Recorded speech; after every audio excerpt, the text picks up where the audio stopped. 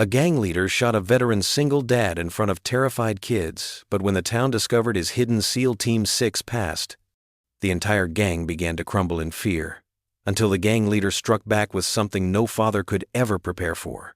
Will courage and faith be enough to save his daughter before it's too late?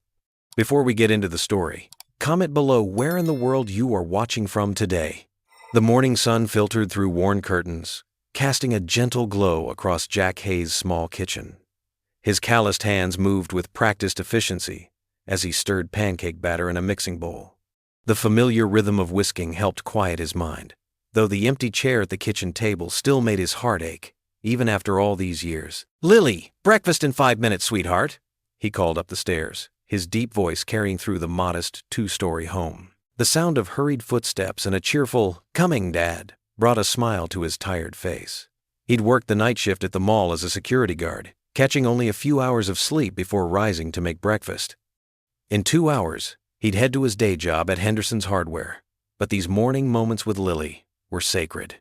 Jack poured the batter onto the hot griddle, watching as perfect circles formed. Sarah had taught him how to make pancakes just the way Lily liked them, golden brown with slightly crispy edges. The memory of his late wife's patient instructions still felt fresh, though the pain had dulled to a familiar ache. "Dad, have you seen my blue folder?" Lily bounded into the kitchen, her brown hair escaping from a hastily made ponytail. She wore her favorite purple sweater, the one Sarah had knitted for her last birthday. "Check the living room couch," Jack replied, flipping a pancake with expert timing. "You were doing homework there last night." Lily darted away, her sock-covered feet sliding on the hardwood floor. Jack watched her go, marveling at how she carried Sarah's spirit, that same boundless energy and kind heart. "Found it," she announced triumphantly, returning to plop down at the kitchen table. Her eyes lit up at the stack of pancakes Jack set before her. "You remembered the chocolate chips. What kind of dad would I be if I forgot?" He ruffled her hair affectionately, then sat down with his own plate. The chair across from them remained empty, as it had for the past 3 years. Between bites, Lily chatted about her upcoming science project and the youth group meeting at church later that week. Jack listened intently, cherishing these ordinary moments that meant everything to him. "Mrs. Peterson said I might get to help with the little kids at the youth center," Lily said proudly. "Since you're already volunteering there and everything." Jack nodded, warmth filling his chest. The church youth center had become their second home, a place where they both found purpose in helping others. "That's wonderful, sweetheart. Just remember to keep up with your homework, too." "I will." Lily glanced at the clock and quickly shoveled in her last bite. "Oh, I better hurry. Jenny's mom is waiting to walk with us." Jack stood, gathering their plates. "Got everything? Homework? Lunch money? Check and check." Lily patted her backpack. She paused, then wrapped her arms around his waist in a tight hug. "Thanks for breakfast, Dad. You make the best pancakes." Jack held her close for a moment, breathing in the scent of her strawberry shampoo. "Have a great day at school, kiddo. I love you." "Love you too." She pulled away, then stopped at the door. "Don't forget to rest before work, okay? You look tired." Jack's heart swelled at her concern. So much like her mother, always taking care of others. "I promise. Now scoot, or you'll be late." He watched from the front door as Lily joined Jenny and her mom on the sidewalk. The morning air was crisp, carrying the first hints of autumn. Lily's ponytail bounced with each step, her laughter floating back to him as she chatted with her friend. Jack closed his eyes briefly, offering a silent prayer of thanks. Despite everything they'd lost, despite the long hours and tight budget, they had each other. They had their community at the youth center. They had hope. Opening his eyes, he watched until Lily turned the corner toward school, her purple sweater bright against the gray morning. His daughter's joy was worth every sacrifice, every exhausting double shift, every moment of missing Sarah. A few houses down, a black SUV sat idle with darkly tinted windows, but Jack's attention remained on the space where Lily had disappeared from view, his heart full of gratitude for another ordinary morning that felt nothing short of miraculous. The dishes could wait a few hours. His body demanded sleep before his shift at Henderson's, and he'd learned the hard way that running on empty helped no one. As he turned to head inside, his thoughts were already on the youth center meeting that evening, where he'd help coach basketball and maybe change a few young lives for the better. Sarah would have been proud of them both, he thought. They were building something beautiful from their brokenness, one pancake breakfast at a time. The hardware store's old bell chimed as Jack Hayes pulled the door closed, keys jingling in his weathered hands. Sunset painted the small town streets in deep oranges and purples, while the first stars began peeking through scattered clouds. He double-checked the lock, an old habit from years of military service that never quite left him. The sudden wail of police sirens cut through the evening quiet. Jack's head snapped toward the sound, his body tensing instinctively. The sirens grew louder, then faded as they raced down Main Street, their red and blue lights reflecting off storefront windows. "They won't do nothing," muttered Mrs. Chen from her corner store across the street. The elderly woman stood in her doorway, arms crossed, watching the police cars disappear around the corner. "Just like last week, when those troublemakers harassed my customers." Before Jack could respond, the rumble of motorcycles and souped-up cars filled the air. A convoy of vehicles turned onto their street. 3 motorcycles, 2 modified muscle cars, and a black SUV with tinted windows. The vehicles moved slowly, deliberately, like predators sizing up their territory. Young men spilled out of the cars, their faces hard with false bravado. They wore matching leather jackets with razor blade emblems on the back. Their leader emerged from the SUV, Marcus Razor Kane, tall and lean, with a swagger that spoke of casual cruelty. "Watch this," one of the gang members called out, pulling spray cans from his jacket. Red paint hissed against the brick wall of the corner store. Others joined in, their laughter echoing off buildings as crude symbols and threats took shape. Mrs. Chen took a step forward. "Stop that! This is my store!" The gang members just laughed harder. One of them picked up a loose piece of concrete from the curb and hurled it through her front window. The glass exploded inward with a terrible crash. Jack's muscles coiled, ready to move, but he forced himself to stay still, remembering his daughter waiting at home. He'd seen enough combat to know when a situation could spiral out of control. Instead, he watched as the gang members continued their destruction, memorizing faces and details. More windows shattered. A few passers-by hurried past with lowered heads, clutching their bags closer. Some took out phones to record the vandalism from a safe distance, but no one dared to intervene. The police sirens had long since faded to nothing. After what felt like an eternity, the gang grew bored. They piled back into their vehicles, revving engines and squealing tires as they peeled away. The acrid smell of burnt rubber lingered in their wake. As soon as they were gone, Jack crossed the street to Mrs. Chen's store. Glass crunched under his boots as he approached. The elderly woman stood amid the wreckage of her front window, her shoulders slumped but her chin held high. "Let me help you clean this up," Jack said softly, already looking for a broom. "You don't have to, Mr. Hayes. You should get home to your little girl. Lily's at her friend's house for another hour." Jack found a dustpan behind the counter. "Besides, this won't take long with 2 people working." They worked in comfortable silence, sweeping up the scattered glass and boarding up the window with plywood Jack brought from the hardware store. Other neighbors gradually emerged to help, though their assistance came with worried whispers. "Did you see their jackets? That's Razor's gang. I heard they took over the whole east side of the county. Police won't even go near their territory anymore." Jack kept working, letting the conversations wash over him. His movements were efficient, precise, skills learned long ago that now served a different purpose. As he worked, he noticed Mrs. Chen's hands trembling slightly as she picked up pieces of her broken inventory. "They'll be back," she said quietly, so only Jack could hear. "They always come back. We'll figure something out," Jack replied, laying a gentle hand on her shoulder. "You're not alone in this." It took nearly an hour to get the store secured, and the worst of the mess cleaned up. Jack gathered his tools, ready to head home to Lily. The street had grown darker, most shops closed early after the gang's display. He took his usual route home, past the old movie theater and through the park. The streetlights cast long shadows across his path, and the evening had grown unusually quiet.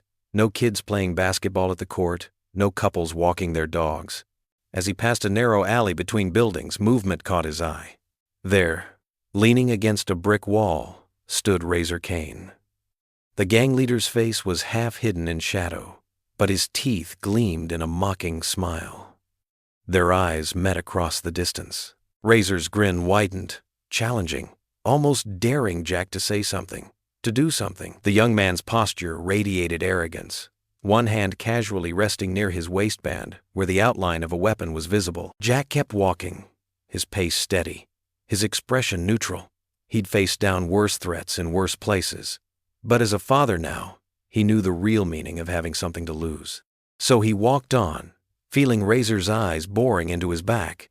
Knowing this wouldn't be their last encounter, he could still hear the gang leader's soft, taunting laughter echoing off the alley walls as he turned the corner toward home. Afternoon sunlight streamed through the church youth center's high windows, casting long shadows across the worn basketball court. The familiar squeak of sneakers and thump of basketballs echoed through the space as Jack Hayes stood near the bleachers, arms crossed, watching the teenagers play with quiet attention. Tommy Martinez, a lanky 15-year-old with too much attitude and too little confidence, fumbled a pass. "Come on, man," his teammate shouted. Jack noticed Tommy's shoulders slump. "Hey, Tommy," Jack called out, his voice firm but kind. "Remember what we practiced. Square your shoulders, eyes on the target." He demonstrated the stance, and Tommy nodded, determination replacing disappointment on his young face. The game resumed, and Jack couldn't help but smile as Tommy made his next pass perfectly.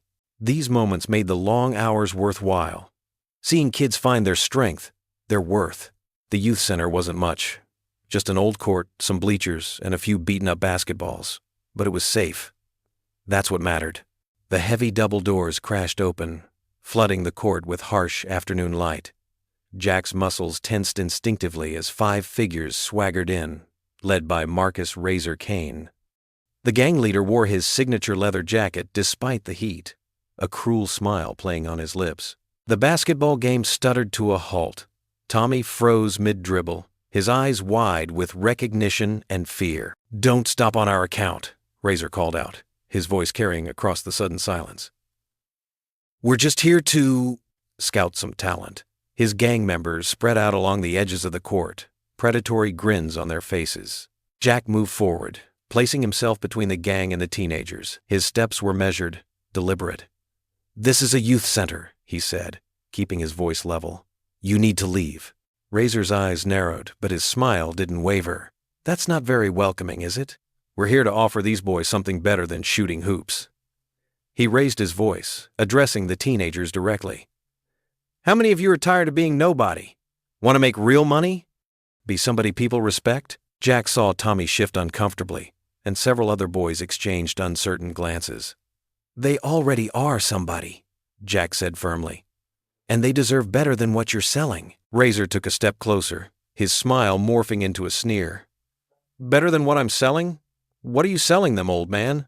Minimum wage jobs and false hope?" "I'm selling them a future," Jack replied, not backing down. "One that doesn't end in jail, or worse." The gang leader's face darkened. He gestured to his crew, who began moving toward the group of teenagers. Several boys backed away, but Tommy stood frozen, caught between fear and dangerous curiosity. Jack moved quickly, positioning himself in front of Tommy. "Last warning," he said, his voice carrying the weight of authority that came from years of combat experience. "Walk away." Instead of retreating, Razor lunged forward, shoving Jack hard. The former SEAL didn't budge, but Tommy stumbled backward with a yelp of fear. Another gang member grabbed for the boy. What happened next was pure instinct. Jack's body responded with the fluid efficiency of countless training exercises. He pushed Tommy clear of danger while deflecting the gang member's grab. "Everyone back," he ordered the teenagers, who scrambled toward the bleachers. Razor's face contorted with rage at being challenged. His hand disappeared into his jacket, and Jack's combat-trained eyes caught the telltale movement. "Gun!" he shouted, already moving to shield Tommy. The crack of the pistol echoed off the gymnasium walls like a thunderclap. Jack felt the impact high at his left shoulder. A familiar burning sensation he hadn't felt since his last deployment. Screams erupted from the bleachers as he staggered but remained standing. "Nobody disrespects me," Razor snarled, his hand shaking slightly as he held the smoking gun. "Nobody!" Jack pressed his right hand against his shoulder, feeling warm blood seeping between his fingers. Despite the pain, his voice remained steady. "You just proved exactly what I was saying about you," he said through gritted teeth. Red and blue lights suddenly flashed through the windows. Someone had called the police. Razor and his gang bolted for the side exit, leaving chaos in their wake. Jack's knees finally buckled as the adrenaline began to fade. Tommy and several other boys rushed to his side, helping him stay upright until he could lean against the bleachers. "Mr. Hayes!" Tommy's voice cracked with panic. "You're bleeding!" "I'm okay, son," Jack managed, though the room was starting to spin. "Everyone else all right?" The sound of sirens grew closer, and paramedics burst through the doors with their equipment. As they rushed to Jack's side, an elderly church volunteer who had witnessed everything spoke in a trembling voice that carried across the now quiet gymnasium. "Lord have mercy," she whispered loud enough for everyone to hear. "That man's not just anyone, he's SEAL Team 6. The words rippled through the crowd like a wave, changing the looks of shock to ones of awe as the paramedics carefully lifted Jack onto a stretcher. The last thing he saw before they wheeled him away was Tommy's face, tears streaming down his cheeks, mouth forming the words, "Thank you." The steady beep of hospital monitors pulled Jack from darkness. His shoulder throbbed with each heartbeat, a dull ache that seemed to spread through his entire left side. As his eyes adjusted to the dim fluorescent light, he felt a small, warm hand clasped in his. Lily was curled up in a worn hospital chair, her golden hair spilling across the armrest. Her cheeks were stained with dried tears, but her breathing was steady in sleep. Jack's throat tightened at the sight of her, his brave girl refusing to leave his side. "Hey, sweetie," he whispered, though he knew she couldn't hear him.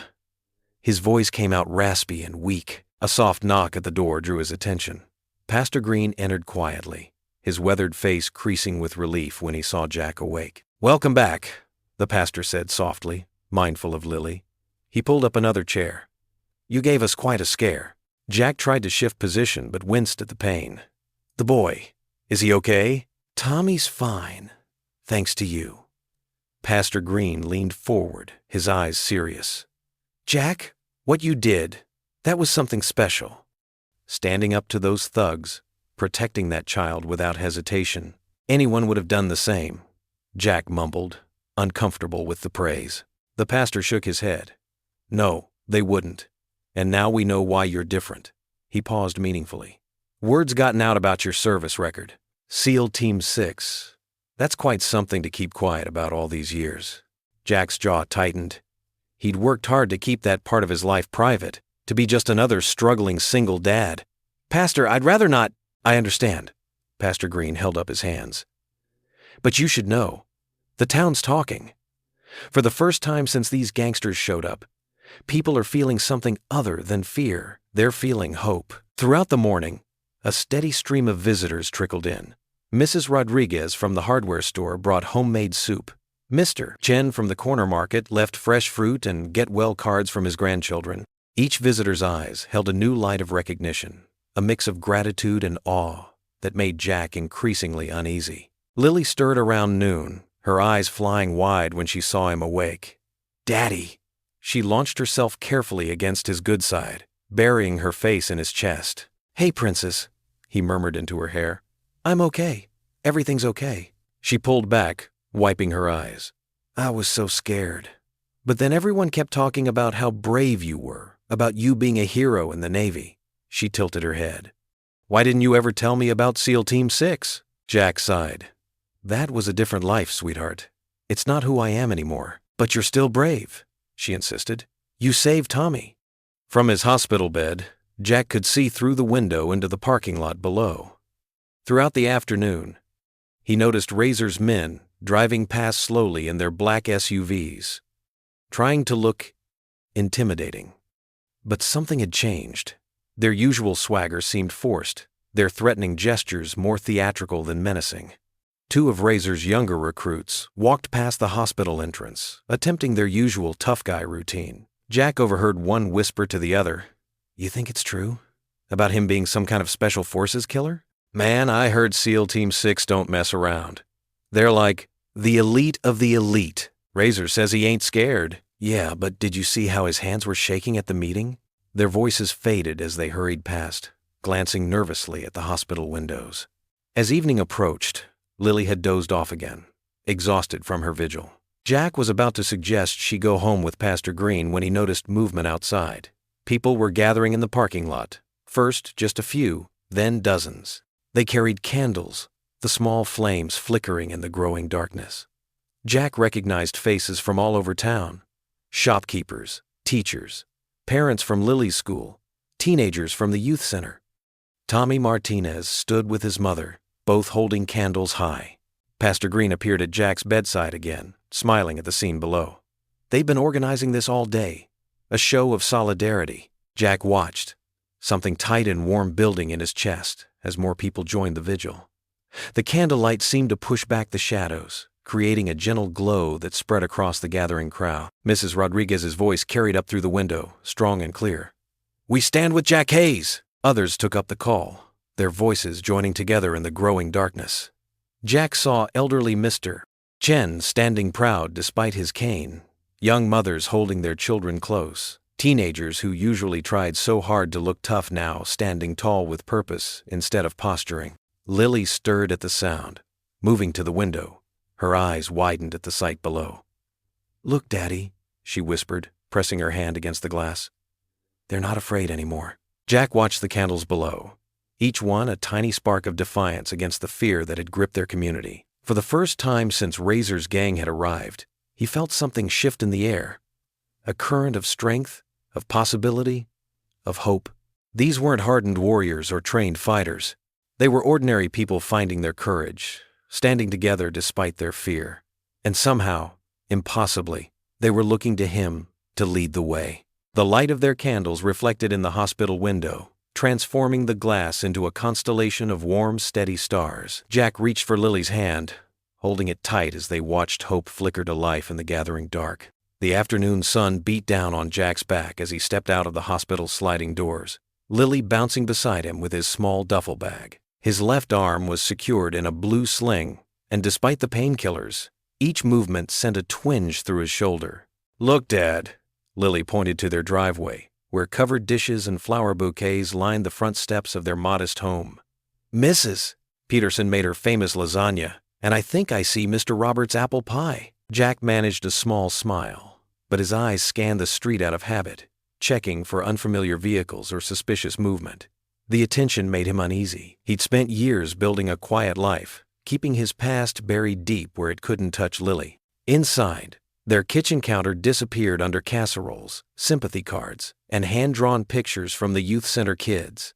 Lily arranged the flowers in mason jars, humming as she worked. "Everyone at school says you're a hero," she said, carefully positioning a bouquet of daisies.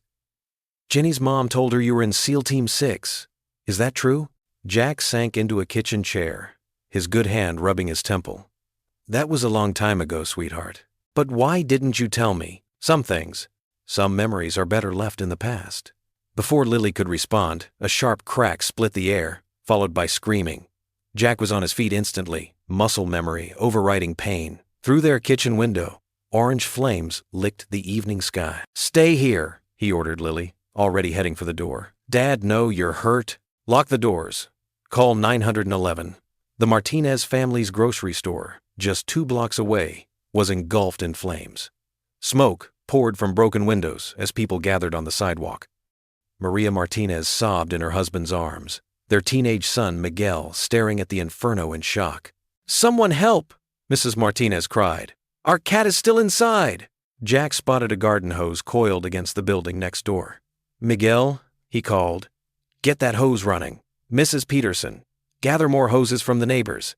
Everyone else form a line." Despite his injury, Jack's commanding voice cut through the chaos. People moved quickly, passing hoses and buckets down the line. Sirens wailed in the distance, but they all knew the volunteer fire department was 10 minutes away. Through the smoke, Jack caught glimpses of black spray paint on the store's brick wall. "Razor owns this town." The cat eventually emerged on its own, fur singed but alive. When the fire trucks arrived, the community's efforts had kept the flames from spreading to neighboring buildings. The grocery store, however, was a total loss. Jack found the Martinez family huddled on a neighbor's porch, sharing blankets and coffee. Mrs. Martinez's eyes were red from crying. "We put everything we had into that store, Mr. Martinez said quietly. 20 years of work. You're not alone," Jack replied, his good hand squeezing Mr. Martinez's shoulder. "The whole town is with you." "But Razor," Miguel started, fear cracking his voice. "We'll rebuild," Jack cut in firmly. "Together." As the crowd dispersed and the fire crew packed up their gear, Jack noticed nervous whispers passing between neighbors. They'd shown courage today, but fear still gripped them. Razor's message was clear. Stand with Jack Hayes, and you'll pay the price. The setting sun painted the church steps deep orange as Jack sat alone, staring at the blackened ruins across the street.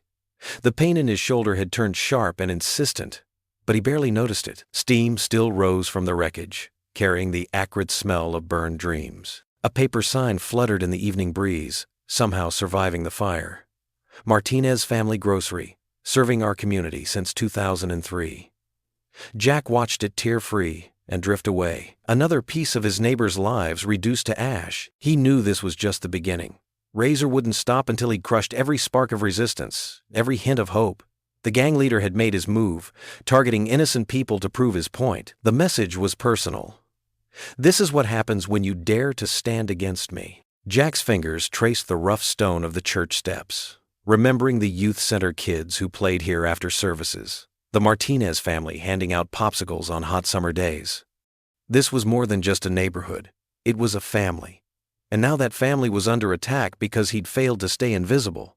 The charred storefront stood as a monument to his mistake, a brutal reminder that his past could never truly be buried. He tried so hard to build a peaceful life for Lily, to be nothing more than a quiet single dad who worked at the hardware store.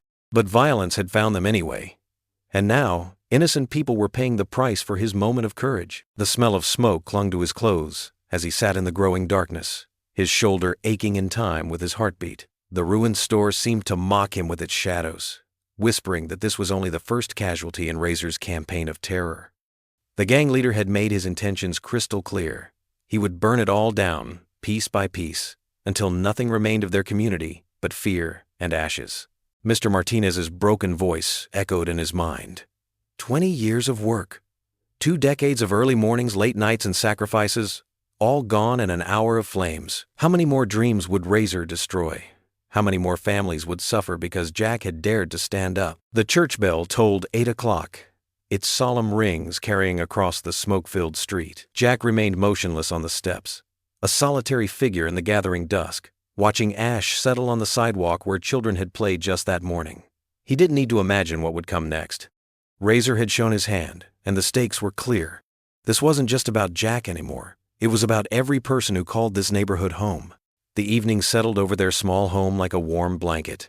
Jack stood in Lily's doorway, watching as she climbed into bed, her favorite stuffed elephant tucked under one arm. Her room was a testament to childhood innocence, walls painted soft purple, fairy lights strung above her bed, and photos of happier times decorating her corkboard. "Dad?" Lily's voice was small, betraying a hint of worry. "Are you sure you're okay? Your shoulder, I mean." Jack crossed the room, careful not to wince as he sat on the edge of her bed.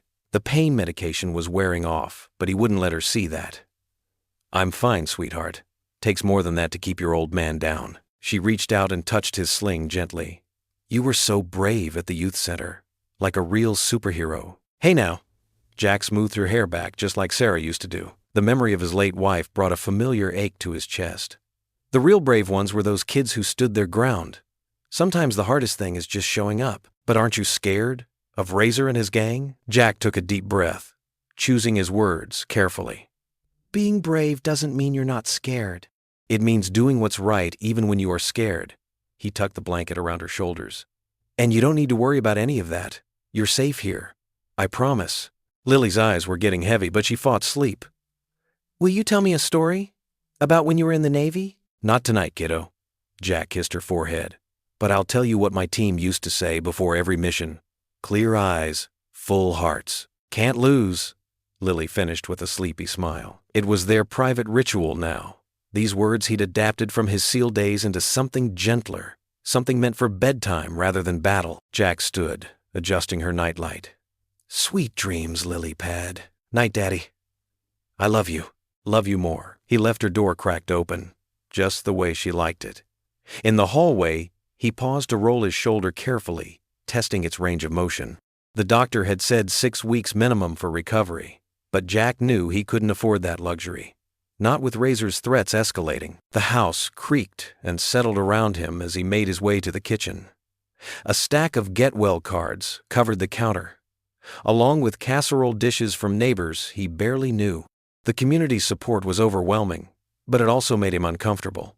He'd spent so long trying to blend in, to be unremarkable. The crash came without warning. An explosion of glass and brick that sent Jack instinctively diving for cover. His military training kicked in as he hit the floor, ignoring the screaming pain in his shoulder. 2 projectiles had smashed through the living room window, sending shards of glass skittering across the hardwood. "Lily!" He was on his feet in an instant, racing toward her room. She met him in the hallway, eyes wide with terror. "Dad, what was that?" "Stay back," he ordered, guiding her away from the broken glass. His heart hammered against his ribs as he scanned the street through the jagged hole in the window. No movement, but that meant nothing. They could still be out there, watching. When he was certain there was no immediate follow-up attack, Jack approached the bricks lying amid the glass. One had a piece of paper wrapped around it, secured with rubber bands. The message was spray-painted in harsh red letters. "Next time, it's her." The words hit him like a physical blow. His hand shook as he crumpled the paper, rage and fear warring in his chest. Behind him, Lily stood trembling in her pajamas. "Come here," he said softly, opening his good arm. She ran to him, burying her face in his chest. He could feel her crying, silent tears soaking into his shirt. "I've got you. You're safe." But the words felt hollow now. The sanctuary of their home had been violated, and worse, they'd threatened his little girl, his entire world. "Let's get you back to bed," he said, keeping his voice steady despite the storm building inside him. "You can sleep in my room tonight." After making sure Lily was settled in his bed, Jack methodically checked every lock, every window. He swept up the glass, his movements precise and controlled, but his mind was racing. They'd crossed a line. Threatening him was one thing, but threatening Lily? That wasn't something he could let stand. In the kitchen, Jack pulled out an old wooden box from the highest cabinet. Inside, wrapped in soft cloth, lay his SEAL Team 6 insignia. He hadn't looked at it in years, had tried to leave that life behind. But as he traced the metal edge with his finger, memories flooded back of brotherhood, of purpose, of fighting for something bigger than himself. The insignia caught the dim kitchen light as Jack set it on the table. He stared at it, feeling the weight of his past and the urgency of his present converge into a single crystal-clear moment of decision. "If it's war they want," he whispered into the darkness. "I've fought wars before." The morning sun painted long shadows across the church steps as Jack pulled into the empty parking lot. His shoulder still ached, a constant reminder of what was at stake. He found Pastor Green already waiting by the entrance, his weathered face creased with both concern and hope. "Morning, Pastor," Jack said, climbing out of his old pickup truck. The gravel crunched beneath his boots as he approached. "Jack," Pastor Green's warm smile was reassuring. "I've been praying about your request. The basement isn't much, but it's yours if you think it can help." They walked down the creaky wooden stairs to the church basement. The space was large but dusty, filled with folding chairs stacked against the walls and old Sunday school supplies in corners. Sunlight filtered through small ground-level windows, casting weak beams across the concrete floor. "It's perfect," Jack said, already mapping out the space in his mind. "We'll need to clear these chairs, maybe get some mats." "Already taken care of." Pastor Green gestured to a pile of exercise mats in the corner. "Borrowed them from the high school gym. Principal Thompson was more than happy to help." Jack nodded, touched by the support. "Thank you. I know this isn't exactly typical church activity." "Neither is letting gangs terrorize our community," Pastor Green replied firmly. "Sometimes faith requires action, Jack. Even Jesus drove the money changers from the temple." People began arriving shortly after 7. They came in ones and twos, looking nervous but determined. Tom from the hardware store, Sarah who ran the diner, the Wilson brothers from their family farm, even young Marcus, barely 18, who bagged groceries at the supermarket. Each face carried the same mix of fear and resolve. Jack stood before them, his military-bearing automatic, despite his civilian clothes. "First thing you need to understand, this isn't about revenge. It's not about being tough or playing hero. It's about protecting our community, our families." He walked slowly across the room, making eye contact with each person. "We're going to learn discipline first. Awareness. How to work together. The best defense is avoiding conflict entirely." "But what if they come at us with guns?" Marcus asked, his voice cracking slightly. Then we're smart about it, Jack replied. We learn to read situations, to de-escalate when possible, to protect the vulnerable. No one here is becoming a vigilante. He started them with basic exercises, learning to stand properly, to breathe under stress, to move as a coordinated group. Hours passed as they practiced simple defensive stances and escape techniques. Jack corrected postures, demonstrated proper form, always emphasizing teamwork and protection over aggression. Sarah struggled with a particular movement, frustration evident on her face. Jack paused beside her. Remember when you organized the town festival last year? How you coordinated all those different vendors and activities? She looked surprised.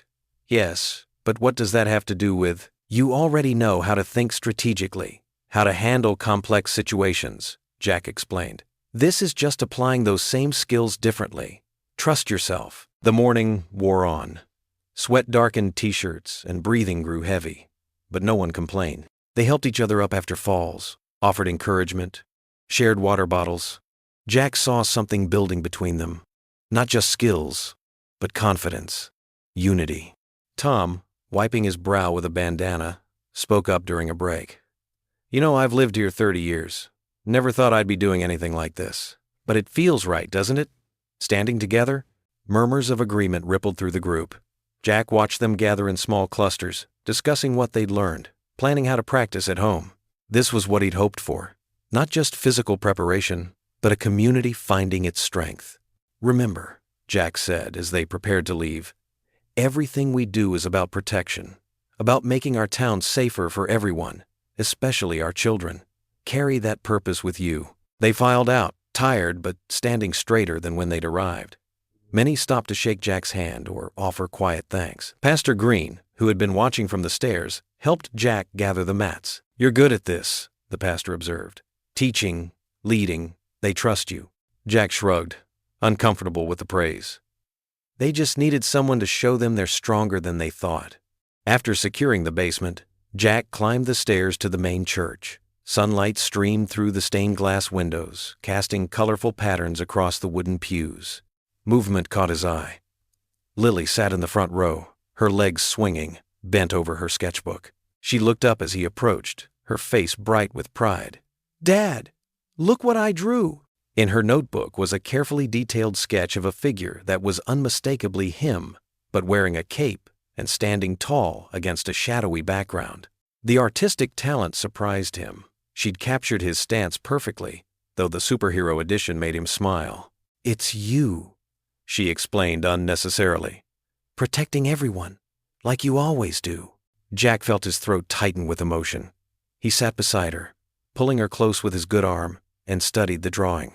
In Lily's eyes, he wasn't just a wounded veteran or a grieving widower. He was something more, someone who could help make their world better. The afternoon sun warmed the park benches as Jack and Lily sat enjoying their ice cream cones. After the intensity of the morning's training session, the simple pleasure of watching his daughter lick vanilla ice cream felt like a precious gift. A light breeze rustled through the oak trees overhead, carrying the sounds of children playing nearby. You got a little. Jack gestured to a spot of ice cream on Lily's nose. She giggled and wiped it away with her sleeve. Dad, that's not how you're supposed to do it, she said, mimicking her mother's old tone of mock disapproval. The familiar gesture made Jack's heart ache with bittersweet warmth. Lily reached into her backpack and pulled out a folded piece of paper, decorated with careful colored pencil drawings along the edges.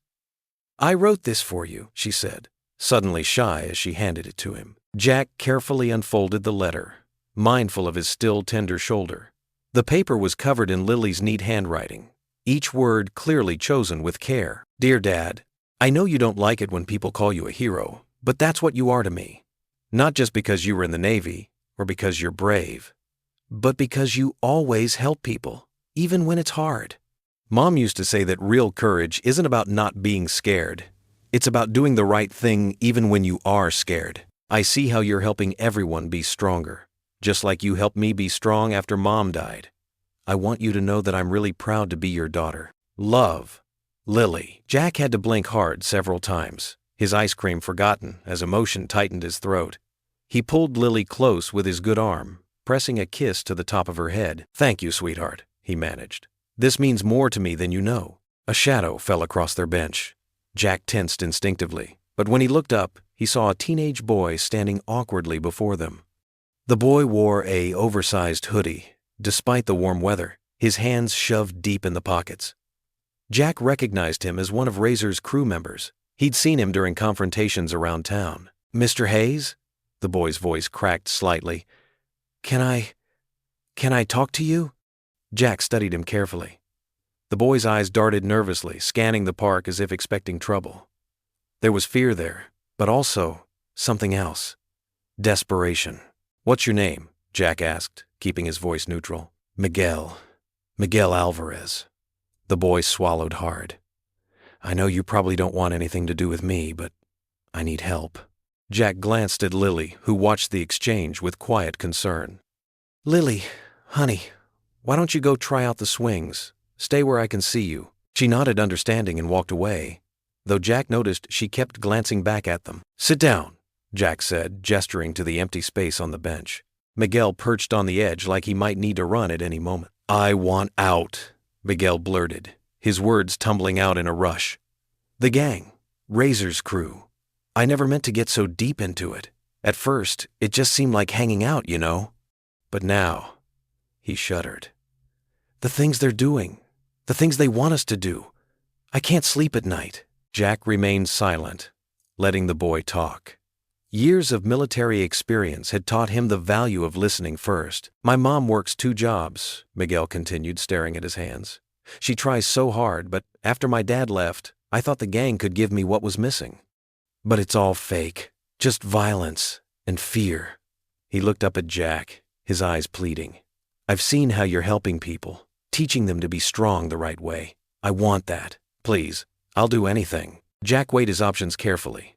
Trust had to be earned, especially given Miguel's background, but he also saw something familiar in the boy's desperate desire for guidance. He'd seen it in many young recruits during his military days. "Why should I trust you?" Jack asked directly. "How do I know this isn't some sort of trick?" Miguel pulled up his sleeve, revealing a nasty bruise. "Razor did this yesterday when I questioned one of his orders. Said next time, it would be worse." His voice shook. "I'm not asking you to trust me right away. Just give me a chance to prove myself. Please." Jack studied the bruise, then looked at Miguel's face. Fear was there, yes, but also determination. Sometimes, he knew, the bravest step was admitting you needed help. "It won't be easy," Jack warned. "Getting out of that life takes more than just wanting it. You'll have to work hard, prove yourself trustworthy, maybe even help protect others who want out too. Are you ready for that?" Miguel nodded emphatically. "Yes, sir. Whatever it takes." "Come to training tomorrow morning," Jack said finally. "Early, 7 a.m. at the church. We'll start there." He fixed Miguel with a stern look. "But understand this. One wrong move, one hint that you're playing both sides, and we're done. Clear?" "Crystal clear, sir, thank you." Relief flooded Miguel's face. "I won't let you down." "We'll see," Jack replied, though not unkindly. "Now, go home. Your mother's probably worried." Miguel stood, shoving his hands back in his pockets. He took a few steps, then turned back. "Mr. Hayes, thank you for listening. Most people just see the hoodie and run the other way." Jack watched the boy hurry away, his posture already somehow lighter. Lily came running back from the swings, her face flushed with exercise. "Is he going to be okay, Dad?" she asked, showing the same compassion her mother had always possessed. "I hope so, sweetheart," Jack replied, standing up. Sometimes people just need someone to believe in them. As they gathered their things to leave, neither noticed the dark figure watching from behind a distant tree. Razor's fingers dug into the rough bark as he observed Miguel's betrayal, his face twisted with rage. One of his most promising recruits, turning to the very man who threatened everything Razor had built. This couldn't stand. This wouldn't stand. A gentle breeze carried the aroma of fresh-baked bread through the streets of the small town. Outside the church, Mrs. Thompson, her silver hair tied back in a neat bun, balanced 3 casserole dishes in her weathered hands. Her famous chicken pot pie had been feeding the community for 40 years, but today it meant something more. "For the volunteers," she said, pressing the warm dishes into Jack's hands. Her eyes crinkled with determination. "They need their strength." Jack nodded, touched by the gesture. "Thank you, ma'am. This means a lot." All around them, the town was stirring with new life. Mr. Chen from the hardware store drilled extra deadbolts onto doors, showing homeowners how to secure their windows properly. Down the street, the Martinez brothers reinforced shop entrances with steel frames, their tools clicking rhythmically in the morning air. "My Carlos says you're teaching them well," Mrs. Thompson added, patting Jack's arm. He comes home tired but standing taller. Inside the church basement, Jack found his growing group of volunteers sharing Mrs. Thompson's pot pie during their break. Miguel, the former gang member, sat quietly in the corner. But today he wasn't alone. Sarah, the librarian's daughter, had pulled her chair next to his, offering him a bottle of water. "Remember," Jack addressed the group, his voice steady and calm. "What we're doing here isn't about fighting. It's about protecting. About standing together." The afternoon sun streamed through the church's stained glass windows as Jack led them in prayer. They formed a circle, holding hands, young and old, former strangers now united. "Faith is stronger than fear," he reminded them, his words echoing in the quiet space. "We're not alone in this." Outside, children had taken over the sidewalks with chalk. 8-year-old Tommy drew a wobbly but enthusiastic superhero wearing what looked like Navy SEAL gear. His sister Jenny wrote, "Hope lives here," in bright purple letters.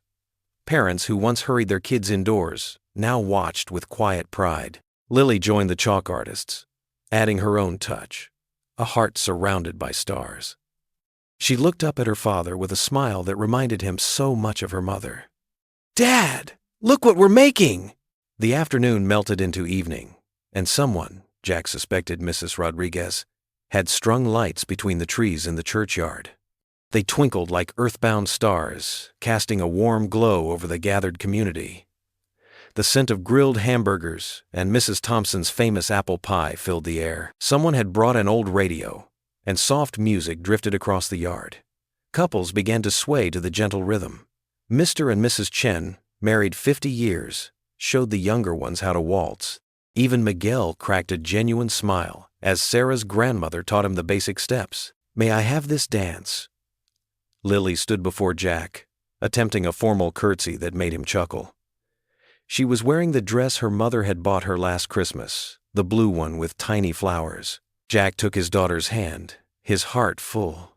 They moved to the music, Lily standing on his feet like she used to when she was smaller. Her laughter, clear and bright, rang out across the churchyard. "Mom would love this," Lily whispered, resting her head against his chest. "She would," Jack agreed softly, thinking of how his wife had always believed in the good in people, in the power of community. The string lights swayed gently in the evening breeze, casting dancing shadows on happy faces. Children chased fireflies between the dancers, their giggles mixing with the music. The air was filled with the sound of life, of joy, of hope. For the first time in months, fear had no place here. The laughter that filled the air wasn't nervous or forced. It was real, warm, and free. Under the twinkling lights, as Jack held his daughter close, he saw what his wife had always known, that love and faith could light up even the darkest nights. The crash of shattering glass pierced the quiet evening.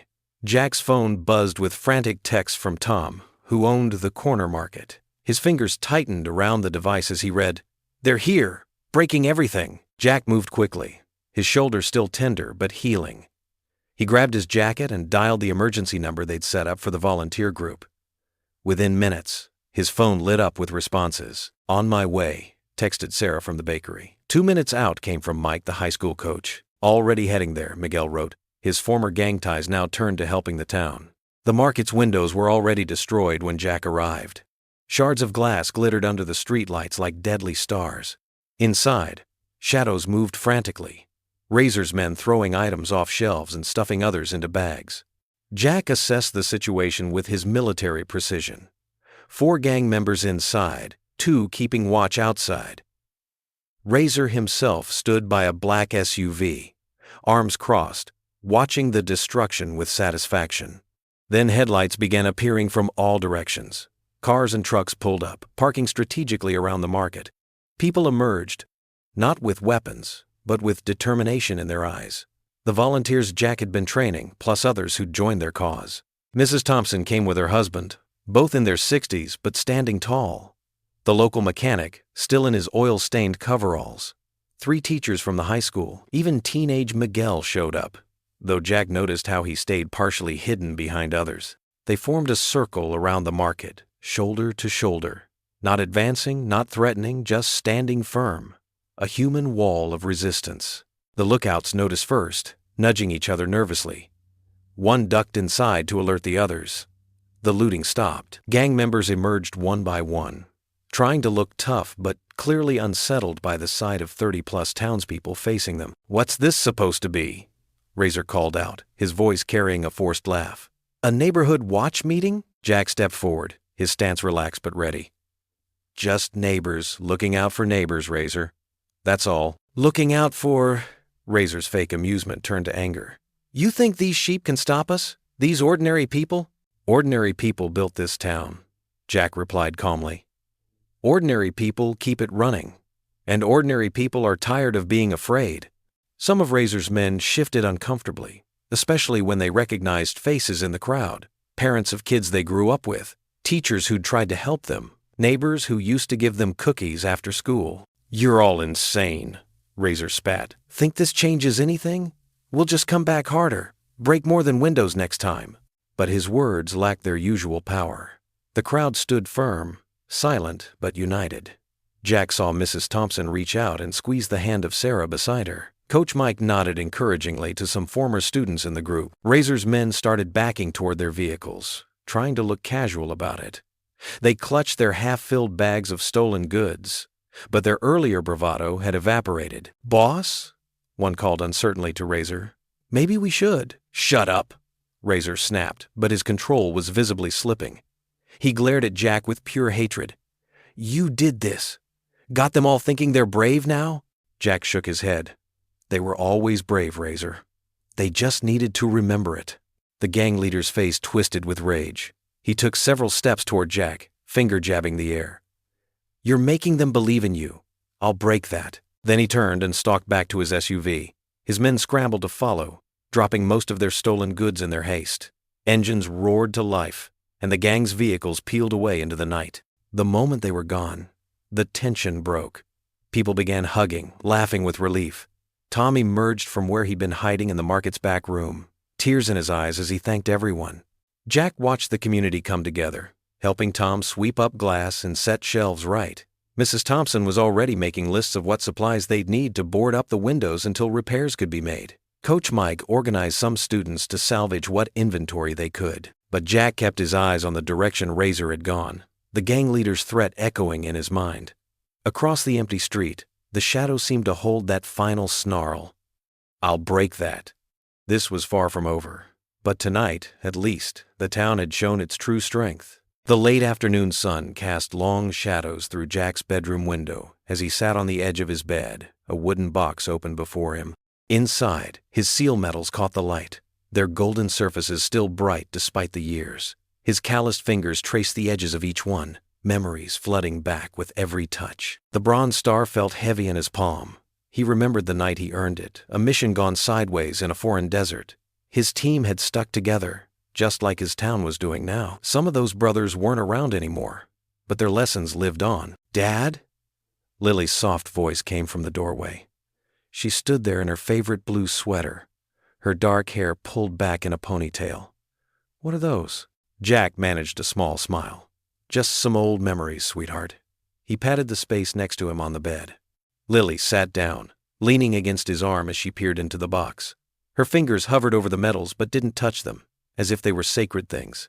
"Did you get these when you were a SEAL?" "Yeah."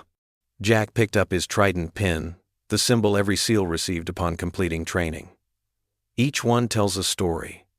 Stories about standing up for what's right, protecting people who needed help. Lily was quiet for a moment, her eyes studying her father's face. "Are you scared, Dad, about what's happening in town?" The question hung in the air. Jack could have brushed it off, given her the standard "everything will be fine" response. Instead, he took a deep breath. "Yes, honey, I am scared." "Really?" Her eyes widened slightly. "But you're so brave." Jack wrapped an arm around her shoulders. "Being brave doesn't mean you're never afraid. It means you keep going anyway. You know what helps me?" "What?" "Faith." Jack picked up his dog tags, which had a small cross engraved on them. "Faith in God. Faith in good people. Faith that doing the right thing matters even when it's hard." Lily nodded slowly, understanding beyond her years showing in her eyes. "Like how everyone's helping now?" "Exactly like that." Jack smiled, tucking the dog tags back into the box. "When people stand together, amazing things can happen." A knock at the front door interrupted their moment. Jack tensed slightly, but relaxed when he heard Miguel's familiar voice calling out. "Stay here, sweetheart," Jack said, setting the box aside. He found Miguel on the porch, looking nervous and out of breath. "Mr. Hayes," Miguel glanced over his shoulder before stepping inside. "I had to come tell you Razor's planning something big." Jack led him to the kitchen, away from where Lily might overhear. "What kind of big, Miguel?" The teenager's hands trembled slightly as he accepted a glass of water. "He's angry. More than I've ever seen him. The way everyone's standing up to him, he says he's going to make an example. Show everyone what happens when they cross him." Jack's jaw tightened. "Did you hear any specifics?" "No, he doesn't trust me much anymore." Miguel's voice was heavy with guilt. "But he's getting more guys from out of town, and they've got more weapons." "You did the right thing coming to tell me," Jack assured him, seeing the fear in the boy's eyes. "Go home now. Stay safe. I'll handle this." After Miguel left, Jack immediately called Pastor Green. The pastor answered on the first ring. "Samuel, we need to step up our preparations," Jack said, keeping his voice low. "Razor's planning something major." "I'll spread the word," the pastor replied grimly. "The church basement is yours whenever you need it." Jack spent the next hour making calls, organizing extra training sessions for the volunteers. They'd need to be ready not for revenge, but for protection. His old SEAL training kicked in, planning defensive strategies and escape routes. Later that evening, Jack stood in Lily's doorway, watching her get ready for bed. She wore her favorite pajamas with little stars on them, looking so innocent despite everything happening around them. "Dad?" she called as she climbed under her covers. "Will you pray with me?" Jack sat on the edge of her bed, taking her small hand in his. They bowed their heads together, and Jack's voice was steady as he prayed. "Lord, watch over our family, our friends, our town. Give us strength to face whatever comes. Help us remember that love is stronger than hate, that faith is stronger than fear. Amen," Lily whispered. Jack tucked the blankets around her and kissed her forehead. "Sweet dreams, sweetheart. I love you, Dad. I love you too, more than anything." Jack stood and moved to the window, adjusting the curtains. His trained eyes caught movement in the shadows across the street, dark figures trying to stay hidden behind parked cars. Razor's men, watching his house. He kept his face neutral, not wanting to alarm Lily, but his mind was already calculating.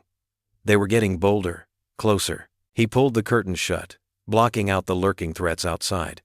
For now, Lily was safe in her bed, her breathing already evening out toward sleep. Jack would keep watch, as he had done so many nights before in far-off lands. But this time, the battlefield was his own hometown, and the stakes felt even higher. The autumn afternoon was mild, with a gentle breeze carrying the scent of fallen leaves. Jack stood on Mrs. Peterson's worn wooden porch, hammer in hand, showing Miguel and 2 other volunteers how to replace the rotting boards. The elderly widow had been too afraid to fix it herself, with Razor's gang prowling the streets. "See here?" Jack pointed to a weathered joint. "We need to reinforce this section first. The whole structure depends on it being strong." His voice was steady, patient.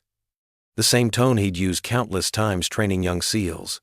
Miguel nodded eagerly, soaking up every word. The teenager had thrown himself into helping the community since leaving Razor's gang, as if trying to make up for his past mistakes. "Like this, Mr. Hayes?" He positioned a new board carefully. "That's perfect." Jack smiled, proud of the boy's progress. "Mrs. Peterson won't have to worry about—" A high-pitched scream cut through the air. Jack's heart stopped. He knew that voice. "Lily!" The hammer clattered to the porch as he spun around. 2 blocks away, he caught a glimpse of his daughter's purple backpack as she struggled against 3 men dragging her toward a dark van. Her blonde hair flashed in the sunlight as she fought back. "Dad!" Her terrified cry shattered something deep inside him. Jack launched himself off the porch, barely feeling the impact as his feet hit the ground. His muscles burned as he sprinted down the street, pushing himself harder than he had since his SEAL days, but the distance seemed endless. "Let her go!" His voice roared across the neighborhood, causing several people to emerge from their homes. The van's engine revved. Jack saw Razor's sneering face in the passenger window as Lily was roughly shoved inside. The door slammed shut with a horrible finality. "No!" Jack's legs pumped faster, his lungs screaming for air. The van peeled away from the curb, tires squealing on asphalt. He chased it for 2 blocks, desperation giving him impossible speed, but the van gained distance. His daughter's face appeared in the back window, tears streaming down her cheeks as she pounded against the glass. "Lily!"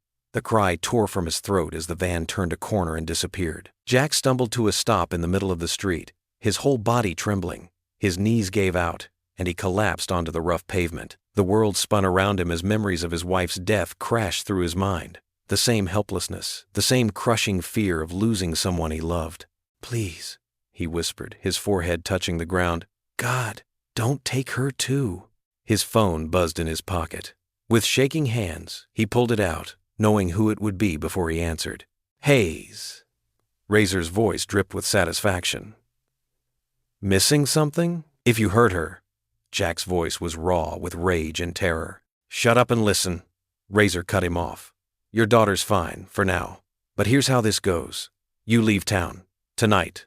No goodbyes, no heroic last stand. Just disappear. If you don't." He let the threat hang in the air. Jack's free hand clenched into a fist. "Let me talk to her." "Dad?" Lily's voice was shaky but strong. "Dad, I'm okay, don't—" The phone crackled as Razor took it back. "You have until midnight. Leave town or you'll never see her again." The line went dead. Jack stayed on his knees in the street, the phone still pressed to his ear. The autumn breeze felt cold now, cutting through his thin work shirt. Behind him, he could hear running footsteps.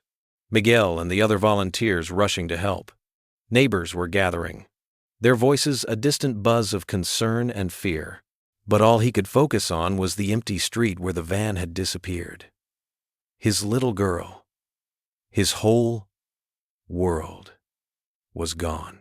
The thought of leaving town, abandoning everyone who had come to trust him, felt like a knife in his gut. But the thought of losing Lily was unbearable. He pressed his palms against the rough pavement, trying to ground himself in reality. Somewhere in the distance, a church bell tolled, reminding him of Sunday services with Lily, of her small hand in his during prayers, of her unwavering faith even after losing her mother. "Mr. Hayes?" Miguel's tentative voice broke through his fog of despair. "We're here. We'll help you find her." Jack slowly raised his head, meeting the determined faces of his neighbors. They had formed a circle around him, offering silent support. In their eyes, he saw not just sympathy, but resolve, the same strength he'd been trying to nurture in them these past weeks. But Razor's ultimatum echoed in his mind. Leave town or lose his daughter forever. The choice felt impossible, yet devastatingly simple. What was the point of saving a town if he lost the one person who made his world whole? He closed his eyes, his whispered prayer barely audible. "God, don't take her too." The phone felt heavy in his hand as the reality of Razor's threat sank in. Hours remained until midnight. Hours to make an impossible choice between his daughter and the community that had become their home. The autumn wind carried distant laughter from the park where Lily had played just yesterday, the sound now a cruel reminder of what he stood to lose. The empty church was dark except for moonlight filtering through stained glass windows, casting colored shadows across the wooden pews. Jack Hayes sat alone in the front row, his shoulders shaking with silent sobs. His calloused hands gripped the back of the pew in front of him until his knuckles turned white. "I failed her," he whispered hoarsely. "Sarah, I'm so sorry. I failed our little girl." The silence of the church pressed in around him. Memories of Lily's smile, her laughter, her drawings of him as a superhero, they all twisted like knives in his heart. The sound of her scream as Razor's men dragged her into that van echoed in his mind, torturing him. The creak of the heavy wooden door broke through his anguish, Soft footsteps approached down the center aisle, but Jack didn't turn around. He recognized Pastor Green's measured stride. "I thought I might find you here," the pastor said quietly, settling into the pew beside Jack. He didn't try to touch him or offer empty words of comfort. He simply sat in shared silence for several long moments. "I should have known they'd target her," Jack finally spoke, his voice rough with emotion. "I was so focused on protecting everyone else, I didn't." "This isn't your fault, Jack," Pastor Green said firmly. "This is the act of evil men who prey on innocents." Jack's fist slammed against the pew. "I'm supposed to protect her. I promised Sarah when she died that I'd keep our daughter safe. Now Razor has her, and if I don't leave town," his voice broke. The pastor's eyes were kind but determined. "Do you remember what you taught Miguel last week? About what true strength means? This is different." "Is it?" Pastor Green pressed. "You told him that real strength isn't about fighting alone. It's about standing together, about protecting family." Jack closed his eyes as memories washed over him.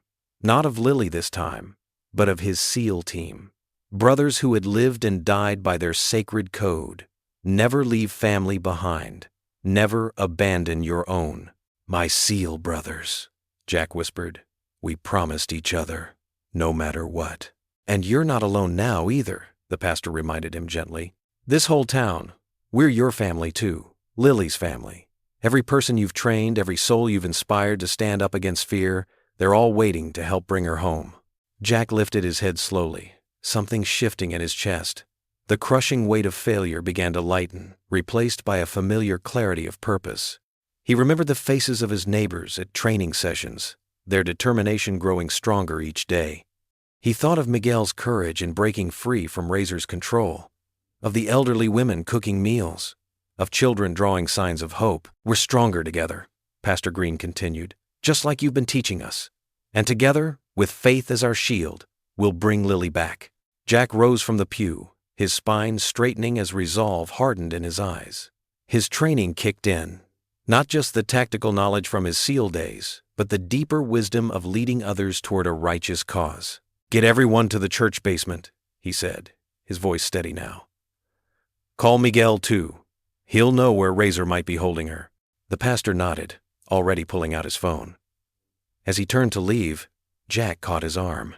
"Thank you," Jack said softly, "for reminding me what matters." Within an hour, the church basement hummed with nervous energy as dozens of townspeople gathered.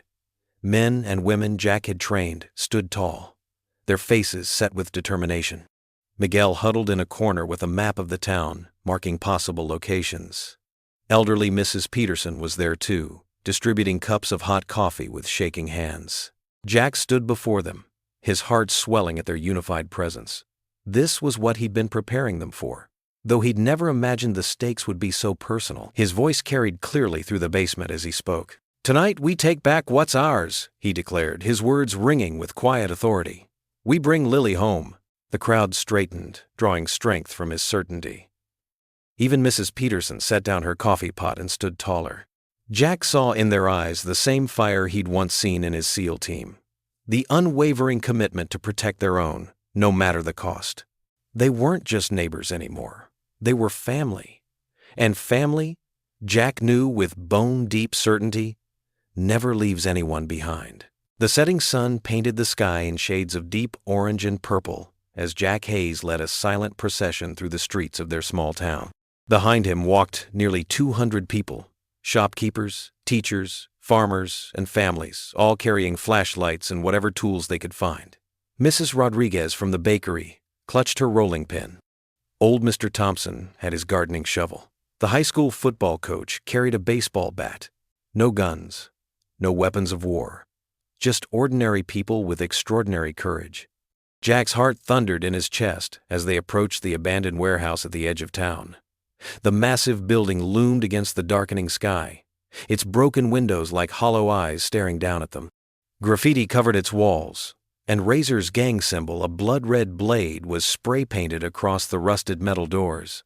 "Remember what we practiced," Jack said softly, his voice carrying to those nearest him. "Stay together, watch each other's backs. We're not here for revenge, we're here for Lily." The words spread through the crowd in whispers.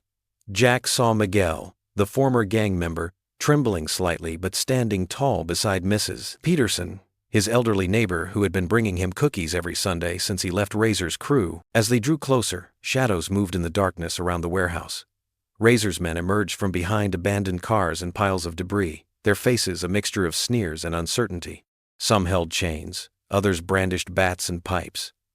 But their usual swagger faltered as they took in the size of the crowd approaching them. "That's far enough," one of them shouted, trying to sound tough, but his voice cracked. Jack raised his hand, and the townsfolk stopped. In perfect unison, they all switched on their flashlights, creating a wall of light that illuminated the gang members' faces. Jack had taught them this: light drives out darkness, reveals fear, makes the threatening seem smaller. "We're here for my daughter," Jack called out, his voice steady and clear in the evening air. "All of us. Your boss took one of our children. We won't let that stand." Some of the gang members shifted uncomfortably, looking at each other. They were used to terrorizing people who were alone and afraid. But this wall of determined faces, this unified front of an entire community, this was different.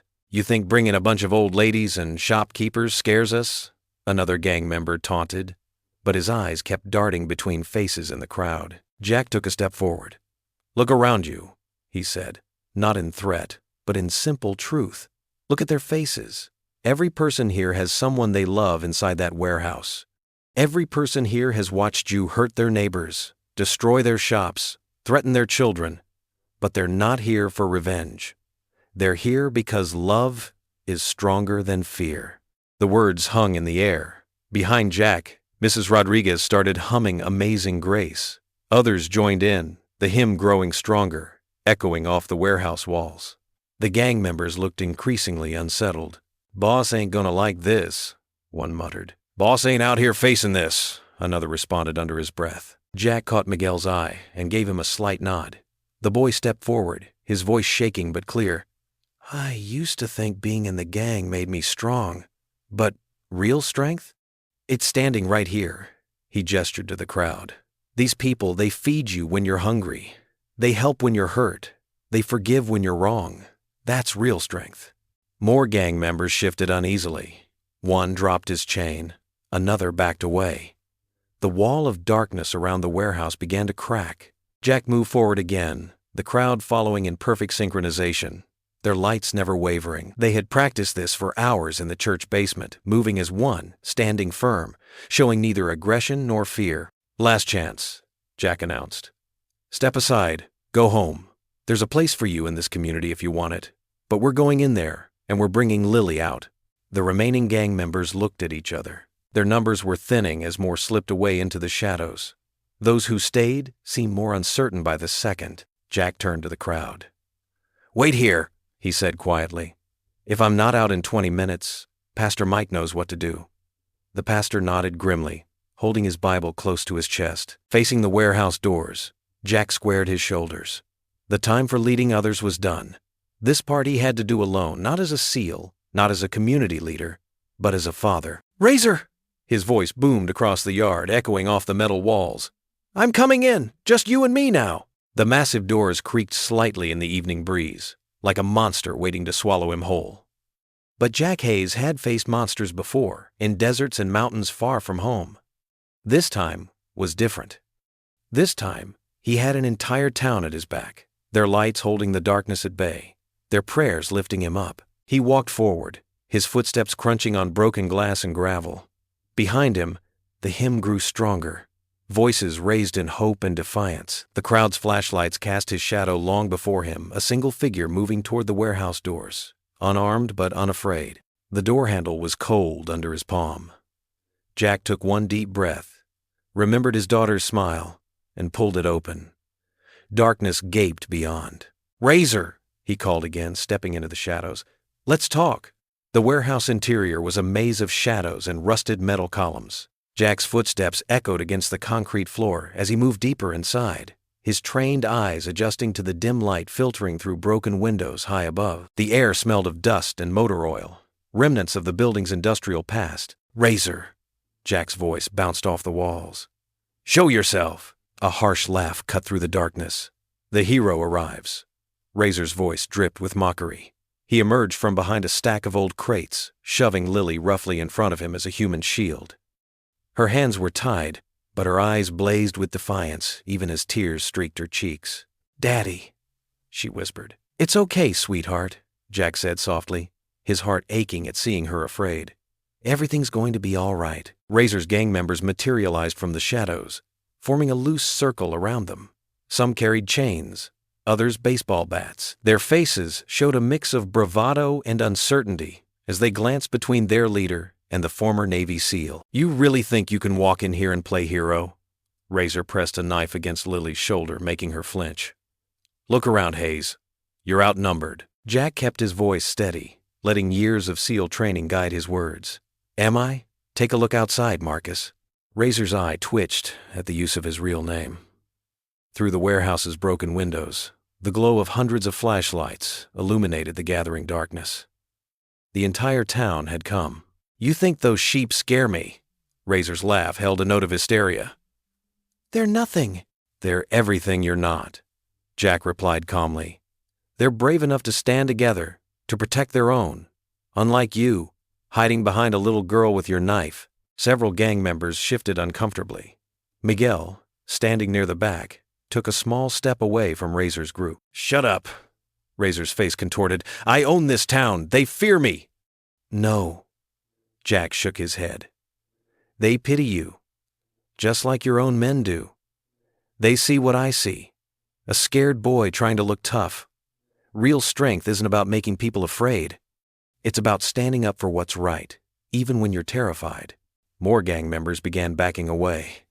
Razor's eyes darted frantically between them. "What are you doing?" he screamed. "Get him! Now!" Nobody moved. The warehouse fell silent, except for Razor's heavy breathing. "Miguel," Jack called out. "Remember what we talked about? About choices?" Miguel nodded slowly, then stepped fully away from Razor's group. "I'm done," he said quietly. "This isn't right." Like a dam breaking, other gang members followed. One by one, they lowered their weapons. Some simply walked away. Others moved to stand behind Jack. "Cowards!" Razor's voice cracked. "You're all cowards!" "Let her go, Marcus," Jack said softly. "It's over." Razor's face twisted into something feral. With a roar, he shoved Lily aside and lunged at Jack with his knife. But Jack was ready. Years of combat training took over as he sidestepped the wild attack. His hand caught Razor's wrist, applying precise pressure to the tendons until the knife clattered to the floor. Razor swung with his other fist, but his technique was sloppy. All rage and no discipline. Jack blocked the punch and used Razor's own momentum to spin him around. In seconds, he had the gang leader face down on the concrete, one arm locked behind his back. "I could break your arm right now," Jack said calmly, maintaining the hold. "Could have done a lot worse, but that's not who I am. That's not what this town stands for." Razor struggled weakly, but Jack's grip was like iron. The gang leader's facade crumbled, and suddenly he looked very young and very afraid. Several townsfolk had entered the warehouse, including the local police chief who had been too intimidated to act before. He approached with handcuffs ready. "Your choice, Marcus," Jack said, "but this ends tonight." Jack kept Razor pinned firmly against the cold concrete floor, his knee pressing into the gang leader's back. Years of SEAL training made the hold effortless, despite Razor's desperate struggles. The warehouse air hung heavy with tension as gang members watched their invincible leader reduced to helpless thrashing. "Let me go," Razor snarled, his face pressed against the dusty floor. "I'll kill you all." "No, you won't," Jack said calmly. His voice carried across the warehouse, steady and clear. "You're done hurting people." Miguel stepped forward from the crowd of gang members, his hands trembling as he dropped his brass knuckles. The metal clattered loudly on the concrete floor, the sound echoing through the cavernous space. Other gang members shifted uneasily, looking at each other with uncertainty in their eyes. "Your leader talked big about loyalty." Jack addressed the group, maintaining his hold on Razor. "But real loyalty isn't built on fear. Look at him now, all that tough talk, and he used a little girl as a shield." Several more weapons hit the ground. Switchblades, chains, brass knuckles. The metallic sounds rang out like a symphony of surrender. Young faces, some barely older than 16, showed a mix of shame and relief. "You're all nothing," Razor screamed, spittle flying from his mouth. "Cowards! After everything I did for you, what did you do for them?" Jack's question cut through Razor's ranting. "You took scared kids and made them more scared. You took their pain and turned it into violence. That's not protection. That's poison." From outside, the sound of approaching sirens grew louder. Red and blue lights began to flash through the high warehouse windows, casting dancing shadows across the walls. More gang members backed away from their fallen leader. "Each of you has a choice right now," Jack continued, his voice gentler now. "The police are coming. Those who stay, who want to make things right. I'll speak for you. The church has programs, people who want to help. You're not alone." Miguel moved closer to Jack, his young face set with determination. "I'm staying," he declared. "I want to make things right." One by one, other gang members stepped forward. Some were crying, others stood tall with newfound dignity. A few ran for the back exits, disappearing into the night, but most remained. "Look at them leaving you," Jack said quietly to Razor, who had gone still beneath his hold. "This is what happens when you build an empire on fear. Fear fades, truth remains." The warehouse doors burst open as police officers flooded in, weapons drawn. They moved swiftly to secure the scene, but found mostly young men with their hands raised, ready to surrender. Two officers approached Jack and Razor. "We can take him now, sir," one said respectfully. Jack nodded and smoothly transferred Razor to the officer's custody. They pulled the gang leader to his feet and cuffed him. Razor's carefully maintained image of strength had crumbled completely, his hair disheveled, his face streaked with dirt and angry tears. "This isn't over," Razor screamed as the officers began leading him away. His voice cracked with desperation. "You can't just— I own this town! I'm the one they fear!" "Not anymore," Jack said simply. The officers dragged Razor toward the exit. His boots scraped against the concrete as he tried to resist, but his strength was nothing against their firm grip. His screams of defiance turned to wails of defeat, echoing through the warehouse until the police car door slammed shut behind him. The remaining gang members stood in small groups, talking quietly with other officers. Some were giving statements, others were being consoled by crisis counselors who had arrived on scene. The feared gang that had terrorized the town was dissolving before everyone's eyes. Miguel approached Jack, his eyes red, but his head held high. "Those programs you mentioned, at the church, Could you tell me more about them?" Jack placed a gentle hand on the young man's shoulder. "First thing tomorrow morning, I promise." Outside, dawn was breaking over the warehouse district.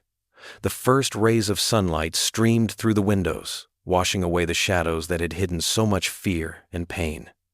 In their place, something new was emerging, the first fragile threads of hope and healing for a community ready to rebuild. The night that had started with a father's desperate search for his daughter was ending with a deeper kind of rescue. As Jack watched the young men talking with counselors and officers, he saw not the hardened criminals they'd pretended to be, but the wounded children they truly were. Children who, like his own daughter, deserved a chance at a better future. Around him, the warehouse that had been Razor's last stronghold was transforming into something else. A place of surrender, yes, but also of redemption. The weapons scattered across the floor were being collected as evidence, while the young men who had wielded them were being guided toward a different path. The iron grip of fear that Razor had maintained over the town was broken. His screams from the police car grew fainter and finally fell silent. The gang that had seemed invincible just hours before had crumbled like a house of cards, leaving behind a group of young men ready to rebuild their lives from the ruins of their mistakes. Jack watched as the last police cars pulled away, their sirens silent now. The warehouse that had been full of shadows and threats stood empty and quiet, ready to be reclaimed by the light of a new day. The night of fear was over, and the real work of healing could begin. Outside the warehouse, the first tints of morning light painted the sky in soft purple hues. Jack burst through the heavy metal doors with Lily in his arms, his heart pounding with relief and gratitude. The moment they emerged, he dropped to his knees, pulling her into a fierce embrace that spoke of countless worried hours and desperate prayers. Lily's small frame shook with sobs against his chest. "Daddy," she choked out between tears, her fingers clutching his shirt. "I was so scared. I thought I thought I'd never see you again." Jack pulled back just enough to look into her eyes, wiping away her tears with gentle thumbs. His own eyes glistened with emotion. "Listen to me, sweetheart. I will always come for you. Always." His voice cracked slightly, but his words carried the weight of an unshakable promise. The gathering crowd of townspeople erupted in cheers and applause. Mrs. Rodriguez, who ran the corner bakery, wiped tears from her eyes with her apron. "Mr." Chen from the hardware store pumped his fist in the air. Even the usually stoic Pastor Williams was openly weeping with joy. Miguel hung back uncertainly at the edge of the celebration, his shoulders hunched as if trying to make himself smaller. Jack noticed and gestured for him to come closer. "You helped make this possible," he said firmly, including the young man in their circle. "I don't deserve—" Miguel started to protest, but Lily interrupted him. "You brought me water," she said softly. "And you told them not to hurt me." The young man's eyes welled with tears. "I should have done more. Should have done it sooner." Jack placed a steady hand on Miguel's shoulder. "You chose right when it mattered most. That's what counts." People began gathering around them in waves of relief and celebration. Mrs. Jenkins, who taught 3rd grade at Lily's school, rushed forward to envelope both Jack and Lily in a warm hug. "We were all so worried," she exclaimed, her voice thick with emotion. The Martinez family brought forward blankets they'd kept in their car, wrapping one around Lily's shoulders. Their teenage son, Tony, who used to run with Razor's crew before Jack's training sessions changed his path, stood tall with pride in his clean clothes and newly purposeful stance. "The police have Razor in custody," announced Officer Thompson, approaching the group. "And most of his followers have scattered. The ones who stayed are turning themselves in." He shook Jack's hand firmly. "You did what we couldn't, Hayes. You gave this town its courage back." Lily hadn't let go of her father's hand, and now she squeezed it tighter. "Can we go home, Dad?" "Of course, sweetheart." Jack stood, keeping her close. "But first, there's somewhere we need to stop." The crowd parted as Jack led Lily toward his truck, Miguel following close behind. Others began dispersing too, heading toward their cars or walking in small groups, their voices carrying notes of relief and joy into the brightening morning air. The drive to the church was quiet, the streets still mostly empty in the early dawn light. When they arrived, several cars were already in the parking lot. People had gravitated here instinctively, drawn to this place of refuge and thanksgiving. Pastor Williams stood at the top of the church steps, waiting. His weathered face broke into a warm smile as Jack helped Lily from the truck. "The prodigal daughter returns," he said softly, opening his arms to her. Lily ran up the steps to hug him, and the pastor's eyes met Jack's over her head. Both men shared a look of profound understanding, the weight of responsibility, the power of faith, the miracle of community. More people began arriving, drawn by an unspoken call. The hardware store owner and his wife, the elderly couple who lived across from the park, teachers from Lily's school, former gang members who had chosen a better path. They filled the church steps and spilled onto the lawn, their presence a testament to the bonds that had grown stronger through adversity. Miguel stood awkwardly to the side until Mrs. Rodriguez grabbed his hand and pulled him into the group. "You're family now, Mijo," she said firmly, and the young man's face transformed with tentative hope. The sky had lightened to a pale blue when the first bell began to toll. Its clear, pure note rang out across the town, carrying a message of victory and new beginnings. Another bell joined in, and another, their harmonious pealing filling the morning air with joyful music. Lily leaned against her father, her face peaceful for the first time since her ordeal began. "Listen, Dad," she whispered. "The bells sound happy today." Jack wrapped his arm around her shoulders, drawing her close. He looked out over the gathered crowd, his neighbors, his friends, his community, people who had found their strength and rediscovered their faith, people who had learned to stand together against darkness. The bells continued their celebration as dawn broke fully over the horizon, painting the sky in brilliant golds and pinks. Their song rang out across rooftops and through streets, announcing to everyone that a new day had begun for their town, a day of hope, of courage, and of unity. The late afternoon sun cast golden rays through the newly installed windows of the youth center. Fresh paint gleamed on the walls where gang graffiti had once marked their territory. Children's laughter echoed through the halls, a sound that had been absent for far too long. Jack stood near the entrance, watching the scene unfold before him with quiet contentment. His shoulder had finally healed, though he still felt a twinge when the weather changed. But today, there was no pain, only warmth in his heart as he observed his transformed community. The smell of home-cooked dishes filled the air. Tables lined the walls, loaded with casseroles, pies, and Mrs. Martinez's famous enchiladas. Church ladies bustled about, making sure every plate stayed full. Even Miguel, wearing a clean button-down shirt instead of gang colors, helped serve lemonade to younger kids. "Want some potato salad, Mr. Hayes?" called out elderly Mrs. Wilson, waving from behind one of the serving tables. "Made it special, just like you mentioned your Sarah used to make it." Jack smiled and nodded, touched by the gesture. "Thank you, Mrs. Wilson. I'll be sure to try some." The basketball court had been transformed into a dance floor, string lights crisscrossing overhead just like the night of their first celebration. But this time, they twinkled without the shadow of fear. Someone had hung a banner that read, "Our Town, Our Family," in bright letters. Pastor Mike approached Jack, clapping him on the shoulder. "Quite a difference from a few months ago, isn't it?" "Sure is," Jack replied, watching as former gang members played basketball with local kids. "Those boys just needed someone to believe in them." "They needed you to believe in them," Pastor Mike corrected gently.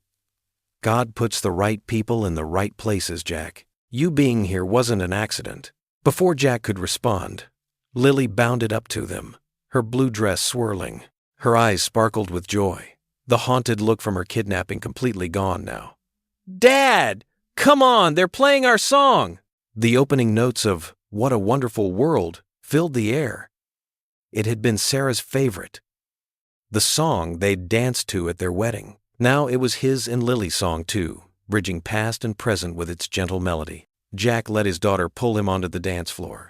She'd grown taller in the past months, or maybe she just stood straighter now, unafraid. He took her hand in his and placed his other hand on her shoulder, just like Sarah had taught him to dance years ago. "Remember when you first taught me to dance here?" Lily asked as they swayed. "I kept stepping on your feet." "You've gotten much better," Jack chuckled, "though I think my toes are still recovering." Around them, other families joined in the dancing. Mr. Rodriguez, whose store had been one of the first targeted by the gang, now waltzed with his wife, their faces peaceful. Some of the younger kids attempted to copy the adults, spinning in wobbly circles and giggling. The string lights above cast soft shadows on Lily's face, reminding Jack so much of her mother. She had Sarah's gentle spirit, her way of finding light in the darkest places. "You know what, Dad?" Lily said softly. "I used to wish we could move away from here. But now, I don't want to be anywhere else." "Me neither, sweetheart," Jack replied, his voice thick with emotion. "This is home." They danced in comfortable silence for a while, the music washing over them. Jack caught glimpses of their community. Miguel helping an elderly couple to their seats, Pastor Mike praying with a group in the corner, children racing between tables with sparklers leaving trails of light in their wake. The song began to fade, but Lily held onto her father's hand. She looked up at him, her eyes shining with tears and pride. "Mom would be proud of you," she whispered. Jack's vision blurred as he lifted his gaze to the evening sky visible through the windows. The first stars were appearing, twinkling like Sarah's eyes used to. His heart swelled with gratitude, for his daughter's safety, for their community's healing, for the peace that had finally settled over their lives like a warm blanket. He could almost feel Sarah's presence, her approval of the man he'd become, the father he was to their daughter. The tears that fell now weren't from grief or fear, but from a profound thankfulness for the journey that had brought them here. Through the window, the sunset painted the sky in brilliant shades of pink and gold, as if heaven itself was celebrating with them. Jack held his daughter close, knowing that their family, both immediate and extended to include their entire town, had finally found the peace they'd been searching for. What would you do if you were in their place? Comment your answer below, and let's see how you'd rewrite the ending. If you enjoyed the story of Jack Hayes, I handpicked the next story that you will enjoy. Please don't miss this one. Click here to watch it.